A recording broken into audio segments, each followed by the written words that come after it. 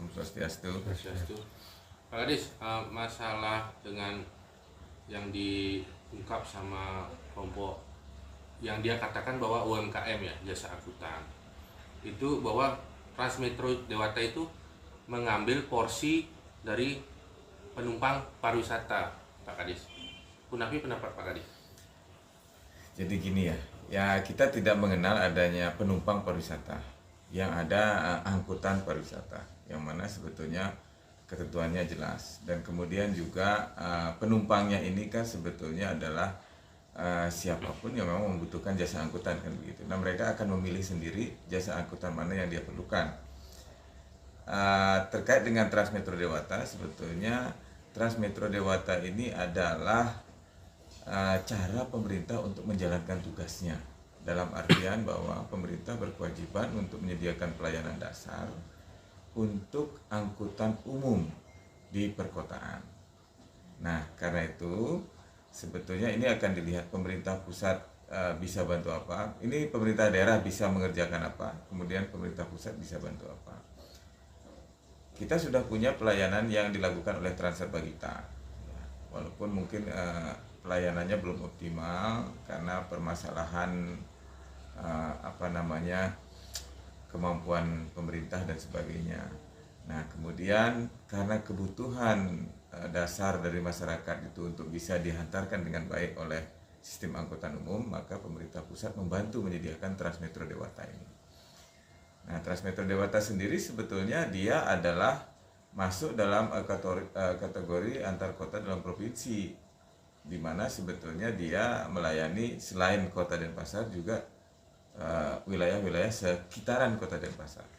Nah, ini kalau dilihat sih sebetulnya tidak ada hubungannya, tidak ada konektivitas dengan kendaraan pariwisata, karena kendaraan pariwisata ini kan dia sifatnya adalah pelayanan terhadap aktivitas pariwisata, baik itu rombongan maupun perorangan yang memang benar-benar masuk di dalam konteks bisnis kepariwisataan. Jadi kalaupun ada orang yang naik ke Transmetro Dewata, maka itu adalah orang yang dikategorikan sebagai penumpang umum yang membutuhkan transportasi umum yang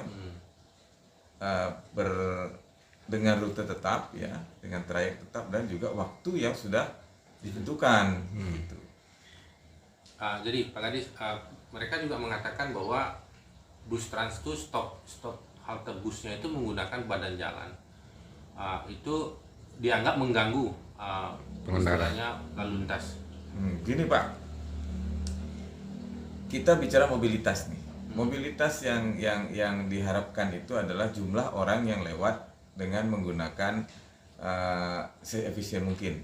Nah, Transmetro ini disiapkan sebagai bagian dari pelayanan di jalan yang memang oleh pemerintah, karena memang jalan itu disiapkan untuk umum Pak, tidak semata-mata untuk kepentingan personal. Nah, karena itu yang namanya angkutan umum ini adalah prioritas utama di jalan raya Pak. Nah, karena itu yang lain yang harus menyesuaikan. Nah, jadi kebalik mindset.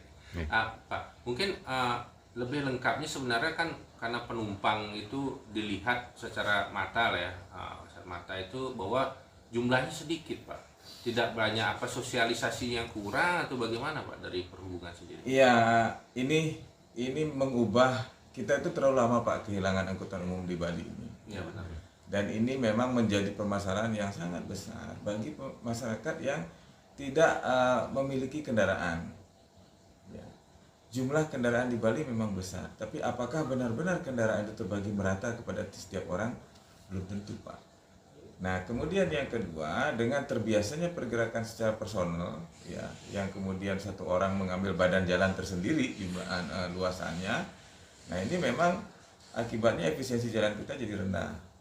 Nah, karena itu sekarang kalau kita bandingkan ini, sekarang sederhananya saja, bahwa kalau angkutan umum ini kita bandingkan dengan pergerakan pribadi, angkutan umum jelas kalah jauh Pak. Karena apa? Dia tidak bisa melayani sampai kemana-mana, sampai ke gang-gang nggak bisa. Nah, sampai masuk ke hotel dia tidak bisa. Dia pasti akan melayani hanya di rute tertentu dan halte tertentu. Nah, ini membutuhkan proses. Karena apa? Membuat orang berjalan kaki menuju ke halte itu tidak mudah. Penempatan halte juga mungkin tidak sepenuhnya tepat. Masih membutuhkan perjalanan, ya. Tidak bisa seperti membalik telapak tangan.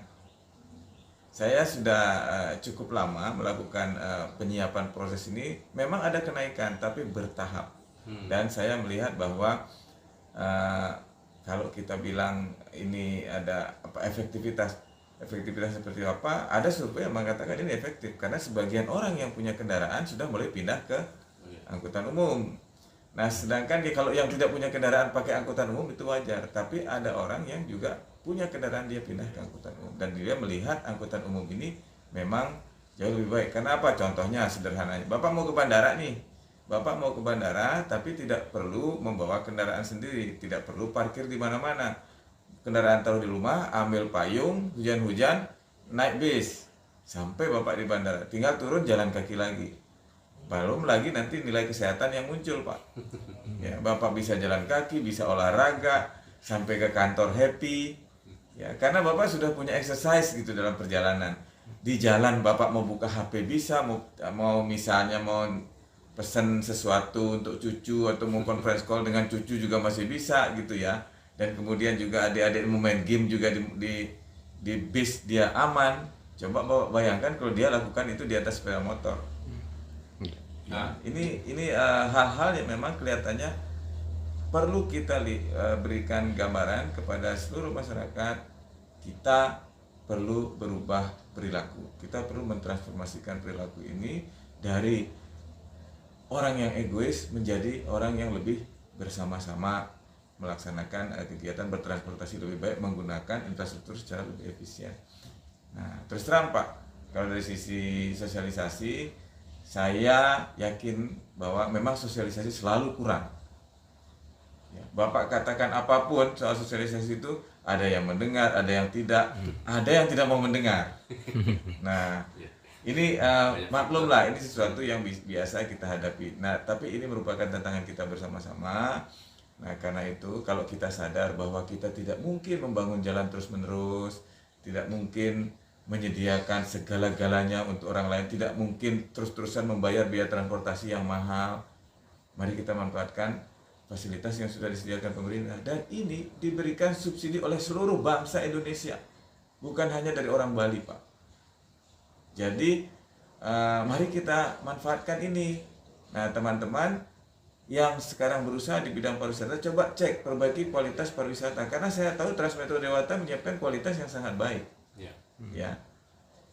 Bandingkan kalau yang gratis bisa segitu, bagaimana yang tidak gratis, kan begitu Pak? Nah, mari sama-sama. Bisa kita menjawab, Pak Kadis. Mungkin yang diperlukan oleh masyarakat itu mungkin lebih kepada pengumpan ya Pak, mungkin untuk meningkatkan ini seperti feeder ya istilahnya. Nah, itu rencananya akan ada apa tidak Pak? Begini Pak, kan ada bagian-bagian yang harus dikerjakan oleh pemerintah. Kami juga sedang bekerja dengan kota untuk memikirkan bagaimana pengumpan ini dilakukan. Tapi ujung-ujungnya Pak, ketika kita bicara APBD misalnya, ya bebannya akan kembali ke lokal, kan begitu. Nah, nanti kendaraan sewa bebannya kembali ke perorangan. Kendaraan pariwisata juga begitu, kembali ke orang yang menggunakan. Tapi kalau ini kan beban yang kepada masyarakat. Kita harus pintar-pintar melihat kira-kira apa yang dibutuhkan. Saya setuju bahwa pengumpan sangat dibutuhkan. Nah, tapi juga kita perlu memikirkan kapasitas fiskal dari masing-masing pemerintah. Jadi kami sedang bekerja dengan teman-teman Denpasar untuk bagaimana memperbaiki ini, dan bagaimana juga menyiapkan model-model yang dimana masyarakat benar-benar ikut terlibat di dalam penyediaan pengumpan ini di kemudian hari. Mungkin sedikit berbeda ya Pak, tapi memang ada korelasinya. Pak, di perkumpulan jasa transportasi itu keributan yang sering terjadi di jasa online ya, itu tuh menggunakan plat luar, masih banyak yang menggunakan. Itu penekanan Pak Kadis sendiri bagaimana Pak? Gini Pak, kita ada kewenangan pemerintah provinsi, dalam hal ini Dinas Perhubungan, itu kewenangannya adalah melakukan fasilitasi dan pelayanan terhadap masyarakat yang membutuhkan atau masyarakat yang berusaha di dalam area itu. Nah, adanya pihak luar ini, plat luar ini memang mengganggu. Tetapi kami setidaknya sudah melakukan pendekatan ke semua aplikator ya untuk bagaimana caranya supaya mereka tidak memberikan akses terhadap yang bukan plat nomor Bali. Nah, ini juga sebetulnya terjadi di mana-mana dan ternyata Pak, laporan dari teman lain, plat nomor Bali yang beroperasi di luar Bali itu lebih banyak lagi dibandingkan plat nomor non Bali yang beroperasi di Bali. Jadi saya juga kepada teman-teman di Jawa Timur, kepada teman-teman lain juga, terutama yang NTB Pak, saya juga menjadi, waduh, ini harus kita kerjakan bareng-bareng. Nah, dalam hal ini kami sebetulnya melakukan pendekatan ini lebih kepada sistem. Sistemnya begini, kita punya Pergub 40, di mana ditentukan di situ bahwa setiap kendaraan yang beroperasi itu masuk ke dalam, dia dikategorikan sebagai angkutan sewa khusus. Nah, angkutan sewa khusus terdaftar di koperasi. Sekarang yang menjadi pertanyaan saya, kenapa mereka tidak protes ke koperasinya? Kalau ada kendaraan dengan plat nomor lain menggunakan akun koperasi itu, dan koperasi itu kan bekerja sama dengan aplikator. Ini kan bisa dibicarakan Pak, dan saya selalu mengecek ke aplikator. Saya minta kepada aplikator berapa deteksi Anda yang jumlahnya memang menggunakan plat luar. Sudah jauh menurun Pak dibandingkan ketika tahun 2019. Saya sudah bisa punya hitung-hitungan, saya punya data berapa dari Grab, berapa dari Gojek yang sudah yang artinya bukan plat nomor Bali lagi. Sudah jauh Pak. Nah, ini bahkan kami sudah clearkan dengan mereka. Sekarang pun yang viral itu kebanyakan Pak foto dari satu foto dipakai terus-menerus. Jadi sudah dibandingkan dengan beberapa, saya mengalami karena saya selalu dikirimkan sama teman-teman ya, dilapori begitu. Nah, memang sudah jauh menurun. Dan kalau ini terjadi, kami sekarang dengan jauh menurunnya ini, kalau ada laporan, tolong laporkan secara detail. Plat nomornya berapa, supirnya siapa, ya. Kalau memang kelihatan nih, nah supirnya siapa dan kemudian dia aplikasinya apa, sehingga bisa kita telusuri Pak. Ya, bukan jadi isu liar ya Pak? Jangan jadi isu liar. Nah, ini yang maksud saya, kita menuju kepada pembenahan yang sistematis. Saya tidak mampu, terus terang saya katakan tidak mampu dan tidak punya kewenangan untuk menangkapi orang ini di jalan. Sederhananya begini, Bapak supir kendaraan sewa liar mengangkat penumpang. Ketika mengangkat penumpang, katakanlah dapatnya dari WhatsApp, kemudian angkat penumpang. Sudah itu saya tanyakan kepada Bapak, mau nggak Bapak ditangkap karena Bapak membawa penumpang itu? Pasti tidak mau. Dan Bapak akan mengaku, oh itu Pak, maaf, saudara saya, teman saya. Nah, terus bagaimana kita menyelesaikan masalah ini kan gitu. Nah, karena itu mari kita yang mau tertib, kita tertibkan dulu. Yang tidak tertib akan lama-lama akan makin terisolasi Pak. Pak Kadis, mungkin satu lagi lah Pak Kadis, saya tangkap tadi adalah Transmetro Dewata itu adalah satu trayek dan satu, bukan termasuk kelompok bus pariwisata jadinya. Nah, bahkan sekarang pemerintah sendiri lagi menggalakkan KSPN itu di bus listrik nih. Menurut Pak Kadis bagaimana? Sebenarnya kan mereka yang lebih ke arah pariwisata, bukannya bus Trans Dewata ini. Iya Pak, ini KSPN itu adalah layanan akses terhadap kawasan strategis pariwisata nasional. Nah, layanan akses ini memang merupakan kewajiban dari pusat Pak, karena kawasan strategis pariwisata nasional itu tercantum di dalam aturan yang levelnya nasional. Jadi pemerintah punya kewajiban untuk melayani itu, tetapi pada saat ini memang dari KSPN itu kelihatannya untuk Bali sementara tidak ada, karena pendanaannya Pak. Jadi memang saya juga masih melihat ini masih belum optimal. Saya bahkan mungkin melihat supaya kita arahkan ke tempat lain aja. Masih ada Pak, kita yang masih banyak persoalan sebetulnya kita ini.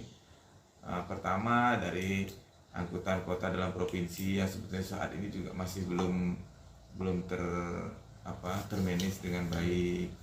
Nah, semua pemberangkatannya belum termanage. termanage dengan baik, sistem keselamatannya juga memang masih belum termanage dengan baik.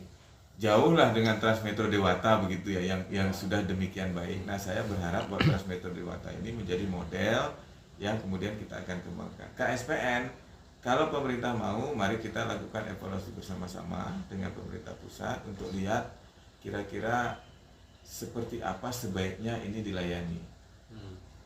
Ya, jadi kami melihat bahwa semua punya kepentingan, masyarakat yang berusaha juga punya kepentingan, persaingan tetap harus ada, karena tanpa persaingan kita akan terlena dengan layanan yang begitu-begitu saja. Nah, dan kemudian mari kita tingkatkan kualitas kita untuk menyediakan layanan pariwisata yang kelasnya memang kelas dunia. Bali ini sudah kelas dunia, tapi kita tidak menyediakan layanan kelas dunia. Benar. Ini yang menjadi tantangan kita bersama-sama. Pak Adis, menarik sekali. Saya sebenarnya lagi satu aja kita mau bertanya soal gini Pak Adis. Kan saya lihat selebaran dari Kementerian Perhubungan itu mengatakan merevisi kembali gratis itu, tapi Bali belum. Saya baca Bali tidak ada. Di Surabaya kalau nggak salah itu ada tidak lagi 0 rupiah gitu. Kalau Bali sendiri bagaimana? Begini Pak, pemerintah itu punya hitungan-hitungan ya, bahwa daerah-daerah seperti Jawa Timur, Jawa Tengah yang memang sudah terbiasa menggunakan transportasi publik. Nah, tentunya kalau digratiskan terus itu akan mematikan usaha yang lain, Pak. Nah, karena itu nanti pelayanan pemerintah ini subsidinya akan dikurangi. Sehingga kalau memang memungkinkan, sebanyak mungkin subsidi dikurangi untuk bisa diarahkan untuk pengembangan misalnya. Masih banyak daerah yang membutuhkan pelayanan. Nah, dengan demikian maka ketika ada threshold tertentu berkaitan dengan load factor dan kemudian masyarakat sudah mulai terbiasa, saya rasa kalau ini tidak digratiskan lagi mungkin sudah tidak terlalu bermasalah. Tapi dengan kondisi sekarang di mana sebetulnya keinginan masyarakat mulai naik untuk menggunakan transportasi publik ini, mulai meninggalkan kendaraannya di rumah, kemudian efektivitas kerjanya juga mulai terasa jauh lebih nyaman dengan menggunakan Transmetro Dewata. Nah, ini kita layani dulu lah. Nanti kita akan evaluasi ketika pada saatnya memang artinya masyarakat sudah mulai terbiasa dan merasakan bahwa ini sudah menjadi bagian dari kehidupan transportasinya dia, ya mungkin sudah saatnya kita akan lakukan pengurangan subsidi atau pemindahan subsidi ke tempat lain. Satu lagi Pak Kades. Ini kita terkait bus metro ini ya. Ada masukan dari masyarakat. Kenapa sih bus metro tidak melewati sekolah-sekolah Pak Kades? Dari di sekolahnya ke gini, kita semaksimal mungkin mencoba melewati sekolah, Pak. Persoalannya adalah bahwa dia punya waktu layanan yang sudah ditentukan. Dari titik berangkat, titik akhir. Nah, dia sudah punya waktu layanan yang sudah ditentukan dan kemudian keberadaan bis itu juga terbatas. Jadi dia punya headway yang harus dia penuhi. Kalau terlalu pendek-pendek berhentinya, Pak, ya, ini akan jadi masalah atau masuk-masuk begitu, itu akan jadi problem. Nah, karena itu kita perlu memperhitungkan di mana kira-kira titik optimum dari lintasan yang bisa digunakan oleh Transmetro. Jadi sebetulnya kalau radius Pak, radius layanan yang baik gitu untuk berjalan kaki menuju ke halte itu diperkirakan sekitar 300 meter. Jadi pada jarak 300 meter itu masih bisa jalan kaki. Nah, kalau memang sekolah itu jaraknya pada radius 300 meter itu sebetulnya masuk di dalam area jangkauan Transmetro Dewata. Tidak perlu sampai di depan pintu sekolah, ya. Kalau sampai di depan pintu sekolah itu namanya becak, Pak. Ya. Ini harapan dari masyarakat sih artinya mengurangi kemacetan yang pertama. Yang kedua, orang tua tidak lagi sibuk antar jemput, bisa bekerja. Dan harapannya Pak Kades. Itu betul. Jadi ini yang diharapkan. Tetapi masyarakat juga perlu sadar bahwa anak itu sebaiknya jalan kaki. Jadi jangan dianterin sampai di pintu sekolah atau malah di depan kelasnya. Pakai motor di depan kelas, kalau perlu masuk sampai ke bangkunya pakai motor. Ya nggak bisa juga, Pak. Ya. Mari kita hitung sama-sama, kita perlu olahraga gitu, perlu exercise. Saya Pak, saya olahraga tiap hari.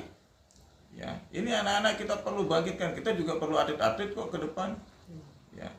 Yang memang kita perlu warga negara yang lebih sehat di depan. Jadi mari kita sama-sama bangun negara ini dengan generasi muda yang lebih sehat. Oke, terima kasih Pak Kades. Nggih.